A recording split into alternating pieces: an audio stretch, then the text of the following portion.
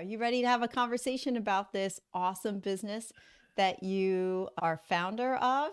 I would love to talk about Rockstar VAs and dispel some virtual assistant myths that are out there. Well, I've got those type of questions, and then I've got all kinds of other questions. Let's just jump in. What inspired you to start a virtual assistant company, and what sets your agency apart from others in the industry? Because there's a lot of them out there. There are quite a bit, and I had absolutely no desire to start a virtual assistant company.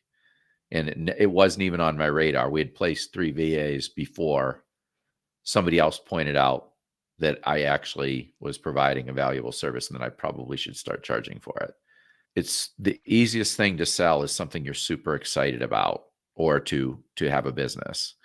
And I had heard, I'd heard about virtual assistants and I heard, oh, you're supposed to get one and they're going to reduce your workload. And I'm like, well, I think, the rumor is you go on onlinejobs.ph and you try to pay somebody $4 or $5 an hour and you will get absolutely horrible quality for that, by the way. And so I tried that and I had 40 people apply for a job and I was overwhelmed in how I'm going to screen 40 people. And then a friend of mine posted on Facebook, hey, I have 2 absolute rock star VAs. One of them, my business model's changing. I need, can somebody take on one? And that's where I hired my first VA, and she's been absolutely incredible. She has more than 10 years experience, has had management experience where she managed a team of 5 other VAs. And I was so blown away by the quality and the work ethic and how much she simplified my life that I just started telling other people about it. I'm like, you got to check this out. This is amazing. And this is, you need somebody with experience, a lot of experience, because she's giving me feedback of what I'm not doing correctly. Can I get help with my email? She says, what do you need? I said, I think I need this, this, and this. And she goes, well, we could do that. Or we could do this, this, this, this, and this. But if you want to do those first 3 things you said, that's fine too. And I'm like, no, that's 10 years experience. That's why I'm going. That experience is giving me the feedback of we can do it much better than the plan that I have because I don't have that experience yet. So ended up getting her, told a bunch of friends, 3 different people said, hey, do you think she can find me one like that? I said, I have no idea. And I asked her, she said, yeah, I can find people like me. So the first 3 VAs that we found for other people, the conversation at the end went the same. Hey, what do I owe you? I'm like, don't worry about it. Nothing. And then another person that was listening in said, you do realize you're actually providing a valuable service and you need to start charging for this. And I'm like, no, I had no idea. So that is, I never meant to have a virtual, it never started out to do that. And then what happened was the 3 people were so happy, they started to tell a bunch of other people and referrals kept coming in. And then it just kept growing and growing and growing. So one of my big, I would say, trying to remove a stereotype of what a typical Filipino VA is or does or costs. I had a client call me and say, why should I get a VA from you? I've had 5 VAs already. And if I had to fire them all. And the answer is, how much time did you spend training 5 different VAs only to have to fire them? So there's a lot of other companies out there. I know of no other company that insists on VAs having at least 5 years experience, writes individualized custom job descriptions that match exactly what you're looking for, that has Intermetrics personality testing, which is one of the best personality tests out there. And then also that treats the VAs exceptionally well to inspire loyalty with top-notch healthcare for them and a loved one. It could be a spouse, a kid, it can be a parent, and to also pay for their holidays. The other thing that I think is important to know is when we write the individualized job description, I actually I used to be an engineer, I geek out on the numbers, and we actually get 140 people to apply on average for every job that we post. We have 2 internal team interviews before they can even be considered to get presented to a client. So they're very thoroughly screened. And the end of the process is the client's presented with the top 5 candidates that they then interview and pick from. So, I mean, we're trying to treat everybody really well and trying to get the clients the best value, and the speed that the company's growing is testimony that we're doing something right. Dave, could you share some of the primary services that your virtual assistants offer to clients? Sure. The most common person that a client is looking for is an executive assistant. We also have project managers, property managers, bookkeepers, social media managers. And then for the client that's really looking to scale, we have people with managerial experience. So these are people that have run multiple teams, keep the eye on the teams. It is absolutely wonderful. My rock star that started this whole process, her name's Jess, and Jess is like, you've given this person this much work and you've given them this many hours. The amount of work you've given doesn't cover those hours. We need to get her to do some other work in this other area.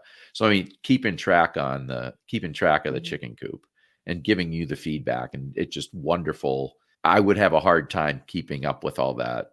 Right now I have 7 virtual assistants that work for me, and Jess kind of runs everybody. Oh, and the other type of person we place and we've done fairly well is cold callers and getting off market property deals, or even calling just sales calls. Are you interested in buying flowers? Whatever people need. Wow, that's great. And let's jump over to some of the misconceptions. And let's start with, in your experience, what are the common challenges that clients face when they're utilizing virtual assistants, and how does your company address those issues? Yeah, so many different answers come into my head right away. The first piece of advice I would let people know that are watching this is the biggest mistake I see people make is, I'm really busy. I'm going to hire a VA. They're going to know what I need to do, and they don't. So the VA wants to try, but you are going to have to spend time. I'll tell everybody right now, I can get your training done almost seamlessly. And there's a program called Loom, Loom, and you sign up for Loom the month before you hire a VA, and every task you do in that month, it records the screen and it records your picture in the corner talking, and you just talk through what you're doing. And that is the training that the VA needs. They watch that video and you say, watch it. And if you have any questions, watch it again. And if I didn't explain something, then talk to me. But you can get all your training done in a month because it's stuff you're doing. This is how I like my email. And maybe they give you better choices of what to do with email, or better tools, what have you. But all the training can be done in a month of you just doing Loom videos, because they're going to be virtual. They're going to be doing things on the computer that you were doing. So taking all that work off your plate. So the other big mistake that I see people make, and it isn't even a mistake. Mistake is not a good word. It's lack of experience and knowledge in this area. And when I started, I had no idea what was possible and what isn't possible. And I keep talking to people and hearing different things that VAs can do. So one of the other things that we haven't mentioned up until now that our company has is a performance maximization program. And this is with a VA that has been a VA that's managed other VAs at a VA company. And basically, we call it performance maximization program. It's included. You get this person to meet with the client once a week and then the VA once a week. And that maximizes the performance, number one. But even more importantly, this person will talk to the client and say, did you realize they can do, all these other things? Tell me about your business. Are you doing this? Are you doing? And a lot of time people, they don't have the experience, so they can't be faulted for not knowing exactly what the VA can do to help them. There was one client in particular that I love this story that said, I have this full-time VA and I'm not using your full-time. And we walked through exactly what a VA could do. And in the end, this person ended up getting a second VA because they had no idea all the different things. So we're helping people understand how to use the VA. It isn't, here you go, good luck. We're done with you. And the other thing is, we're now doing, I think, quarterly checkups. And if people wanted to talk monthly, that would be fine as well. But it's like, hey, this has been going on. Let's double check and make sure that you're not missing anything areas. We're trying to provide the best, most talented Rockstar VAs, and we're trying to help the client realize here's some other areas you might not have thought of. Let's get more work off your plate onto the VA's plate. Do you have a success story where your virtual assistant made a significant impact on a client's business? The really big impacts that had the highest dollar amounts were some of the cold callers that we have. So we have a cold caller that used to run a cold calling team, would train people and come in, and basically she's amazing. She's gotten multiple $1 million deals get listed because of her cold calling. I talked to the person, they felt comfortable, they felt confident with me, and has turned, in the last year and a half, it got at least 3 million in listings or off-market deals. So you're just talking big money at that point. So if you have an area you want to target, and either you come up with the phone list or you get somebody on our team to come up with the phone list, you can start cold calling. And we not only get the cold callers trained, but then we actually have quality control where we will listen in on 1 or 2 of their calls a day and just make sure that there isn't any tweaks that need to be made to the script, make sure they're following the script. For example, there was one cold caller that would call and say, "Hey, do you own this property?" And if the person said yes, they'd give the pitch. And if the person said no, they'd say thank you. But they're supposed to say thank you, but is there anything else you own that you want to sell? And so they're just adding that on. So that was caught in a quality check. And I said, no, we need you to say this. And then that turns into more positive touches and more properties to evaluate. I love that story because that's a testimony to the quality that your company hires, that they're able to converse, because English is not going to be their first language, but the fact that they can have such success cold calling and calling native speaking Americans speaks to the quality and the quality of the VAs that you hire. The one other really huge success story was, Sure. there was a client that had an architect and they were paying $125 an hour for a US-based architect.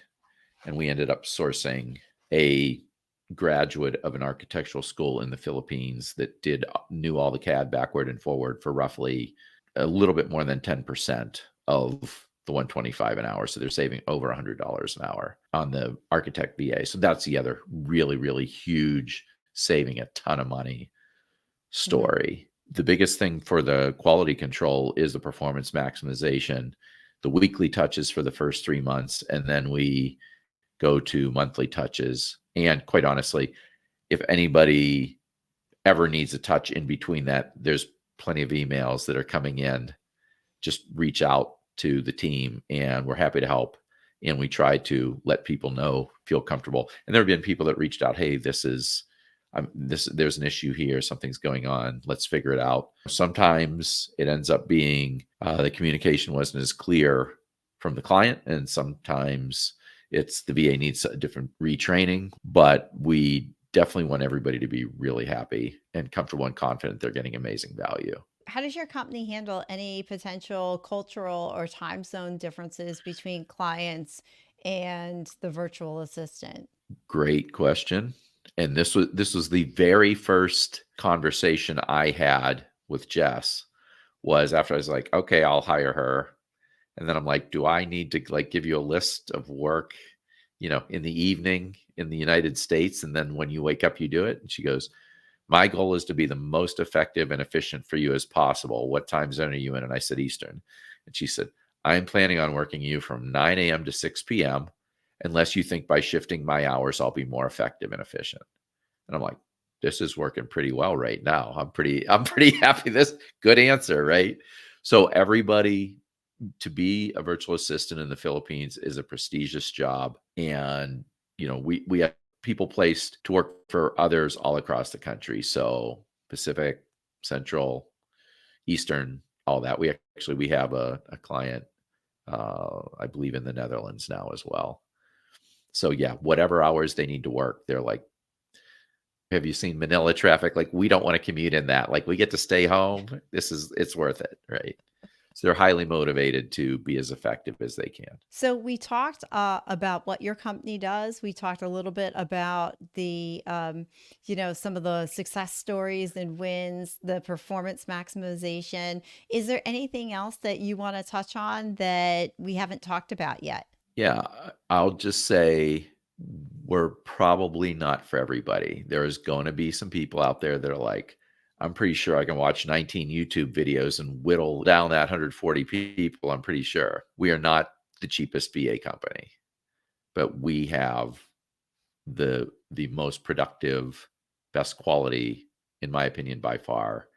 So if you're looking for the cheapest, you don't need to contact us. Now, I've had several friends of mine that I've met that say, I'm pretty sure I have a Rockstar, but I'm not really positive. And I said, it's really simple. And I will put this challenge out to anybody. If you think you have a Rockstar, go to therockstarvas.com, click on a free consult, and you will be talking to a Rockstar VA. And you will see, and typically I get a text that says, yeah, I need one like her. She's amazing. So if you have any doubt, just say, I heard Dave say I don't have to get a VA. I just want to talk to you for 15 minutes, half an hour, whatever, see what the quality difference is. And hopefully there isn't any, and you have the Rockstar and you found them on your own. But we take that really challenging task of whittling 140 down, and we do a really good job of that and have really high customer satisfaction. So, Perfect. Well, yeah. Dave, this has been great. Thanks so much for your time. It's always good to talk to somebody who is the founder of a company. Thank you. No, I appreciate, yeah, thank you. I appreciate you having me on and asking me these questions. I love basically kind of dispelling some of the myths that are out there about VAs of they're very inexpensive, but you have to work super hard to train people. I am like, no, that is not the way I would go about it based on my experience. But I mean, people are going to do what they do. But just love being able to get rid of that stereotype or at least challenge it. And our Rockstar VAs will do that. Perfect. Well, Right. thank you, Dave. Thanks for your time. Thank you.